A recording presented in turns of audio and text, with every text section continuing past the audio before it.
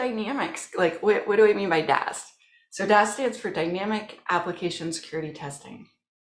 But basically what it means is it is dynamic, which means the app is moving and changing and doing things while it talks to it. Static means it just stays still. And so a static test would look at the written code. We're not looking at the written code. We're looking at what is on. So basically a dynamic testing tool interacts with your application. So sometimes some of them will watch you use the app, and sometimes they can just automatically find everything in the app for you.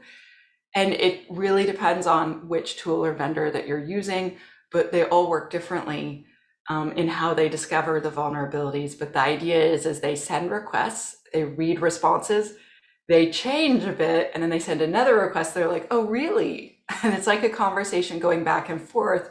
And at some point it says, I am pretty sure I just found a security bug. It finds as many as it can for you, and then it stops. And so we're going to talk about settings and all these other things.